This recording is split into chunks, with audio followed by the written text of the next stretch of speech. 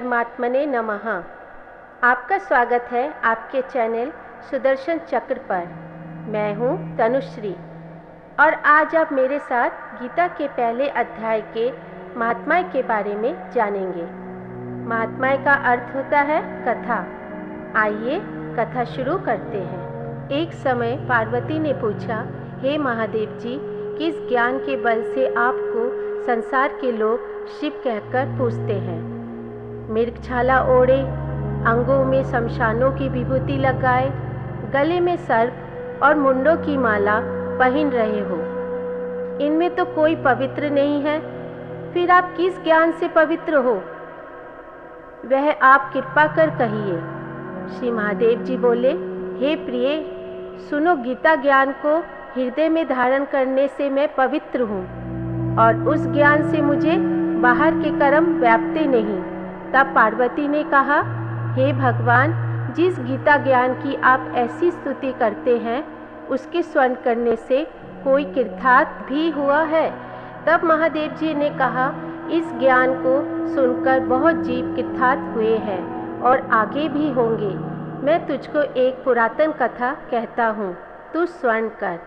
एक समय पाताल लोक में शेषनाग की सैया पर श्री नारायण जी नैन मूंद कर अपने आनंद में मग्न थे। उस समय भगवान के चरण दबाती हुई श्री लक्ष्मी जी ने पूछा, हे प्रभु, निद्रा और आलस से उन पुरुषों को व्यापता है जो जीव तामसी है।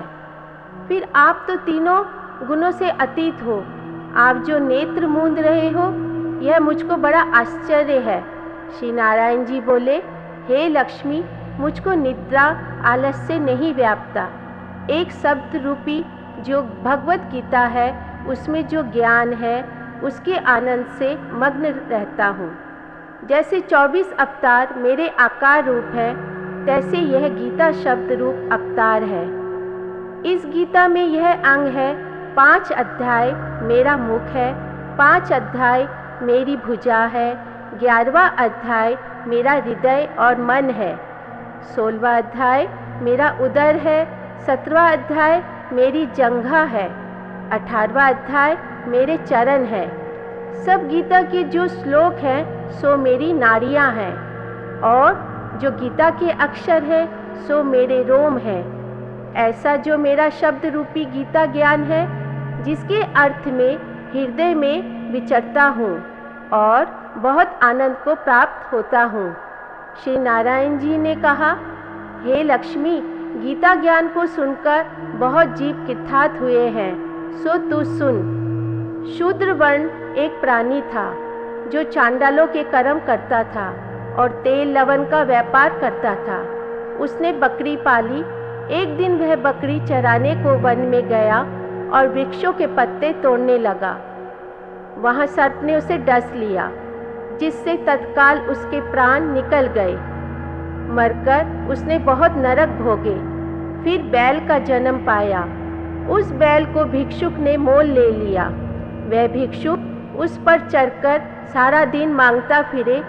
जो कुछ भिक्षा मांगकर लाए वह कुटुंब के साथ मिलकर खावे। वह बैल सारी रात द्वार पर बंधा रहे, उसके खाने की भी खबर ना लेवे। कुछ थोड़ा सा भूसा उसके आगे डाल देवे। जब दिन चढ़े फिर बैल पर चढ़कर मांगता फिरे। कई दिन गुजरे तो वह बैल भूखा का मारा गिर पड़ा। तब उसके प्राण नहीं छूटे। नगर के लोग देखा करे, कोई तीर्थ का फल दे, कोई व्रत का फल दे, पर उस बैल के प्राण छूटे नहीं। एक दिन गणिका आई। उसने मनुष्य से पूछा, यह भीड़ कैसी है? तो उन्होंने कहा, इसके प्राण जाते नहीं, अनेक पुण्य का फल दे रहे हैं, तो भी इसकी मुक्ति नहीं होती। तब गणिका ने कहा, मैंने जो किया है उसका फल इस बैल के निमित्त दिया। इतने कहते ही बैल की मुक्ति हो गई।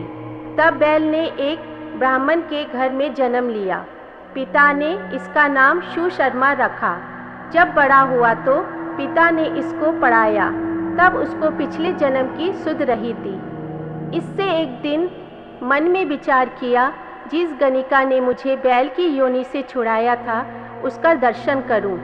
विप्र चलता चलता गणिका के घर गया और कहा, तू मुझे पहचानती है? गणिका ने कहा, मैं नहीं पहचानती। तू कौन है? मेरी तेरी क्या पहचान है? तू विप्र और मैं वैश्या।